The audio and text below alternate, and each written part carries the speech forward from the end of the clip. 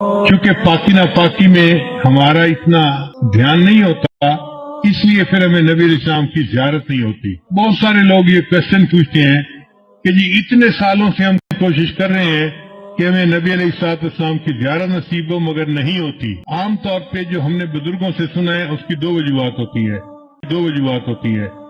ایک نگاہ ناپاک ہوتی ہے اور ایک بدن یا کپڑے ناپاک ہوتے ہیں، جس کی وجہ سے زیارت سے محروم ہو جاتے ہیں۔ اگر ان دو چیزوں پر محنت کریں تو اللہ تعالیٰ زیارت نصیب جلدی فرما دیں گے۔ نگاہ کا بہت زیادہ پرہیز کریں، 100% پرہیز کریں گے تو اللہ تعالیٰ کی طرف سے پھر نبی علیہ السلام کی زیارت والی سعادت نصیب ہو جائے گی۔ میرے والدین چونکہ شروع سے ہی نیکی کی زندگی گزارنے والے تھے، تو میں نے تذکرۃ الاولیاء کتاب 5ویں کلاس میں پڑھی تھی۔ 5ویں کلاس کے بچے کو تو ابھی کنسیپٹ بھی نہیں ہوتا، مگر مجھے والد صاحب نے وہ کتاب لا کر دی کہیں سے، تو میں نے اس میں اللہ والوں کے واقعات پڑھے تو دل میں بڑا شوق ہوا کہ مجھے بھی اس لائن پہ چلنا ہے اور اللہ والوں کی لائن پہ آگے بڑھنا ہے۔ پھر اس میں ایک کتاب میں نے پڑھا کہ نگاہ کا بہت پرہیز کرنا چاہیے۔ تو چھوٹی عمر میں، ابھی میں بالغ نہیں ہوا تھا، اس عمر سے ہی نگاہ کا پرہیز شروع کر دیا۔ بہت بچتا تھا، بہت نگاہ کو بچاتا تھا، اور مجھے اس زمانے میں اپنی والدہ سے ڈانٹ بھی بہت پڑتی تھی۔ ہر دوسرے تیسرے دن کوئی محلے کی آنٹی آتی اور میری والدہ کو کہتی، تیرا بیٹا جا رہا تھا، اسے تو ہمیں سلام بھی نہیں کیا، یہ تو ہمیں اپنی خالہ ہی نہیں سمجھتا۔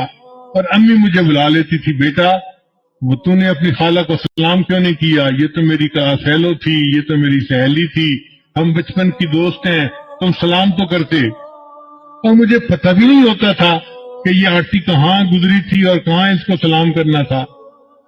تو میں آگے سے ایک بار کہتا تھا، امی آنٹی سے یہ پوچھو کیا میں نے اس کی طرف دیکھا تھا؟ تو جب امی پوچھتی تو پھر وہ آنٹی کہتی، ہاں یہ تو یوں کر کے چلتا ہے، سر اس کا نیچے لگا ہوتا ہے، زمین کے علاوہ تو کچھ دیکھ نہیں رہا ہوتا، اس نے کہا اس کو۔ میں نے کہا امی مجھے یہ بھی نہیں پتا میرے پاس سے مرد گزرا ہے یا عورت گزری ہے، میں کس کو سلام کرتا؟ تب جا کے میری جان چھوٹتی تھی۔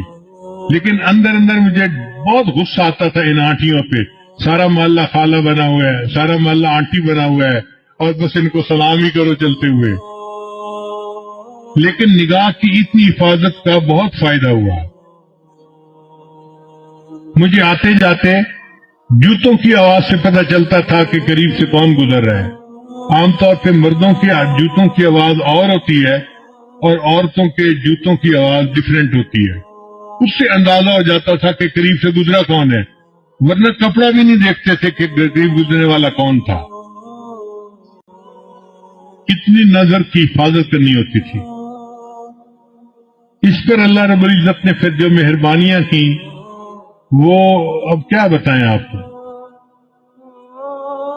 ہمارے ایک ساتھی ہیں لاہور کے، ایک دن مجھے کہنے لگے کہ میں آپ کو ایک بات بتاؤں، مجھے حضرت نے بتائی۔ میں نے کہا بتائیں۔ کہنے لگے حضرت نے مجھے بتایا کہ دیکھو اس وقت آپ کسی مسجد میں کھڑے تھے، آپ کی طرف اشارہ کر کے حضرت نے کہا کہ اس بچے کو اس وقت 100 سے زیادہ مرتبہ نبی علیہ السلام کی زیارت ہو چکی ہے۔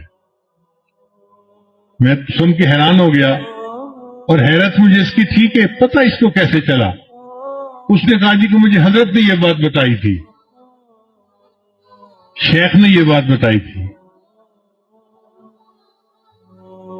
تو نگاہ کی حفاظت کا پھر یہ فائدہ ہوا کہ اللہ تعالیٰ نے 30 سال کی عمر سے پہلے 100 سے زیادہ مرتبہ نبی السلام کی زیارت نصیب فرما دی۔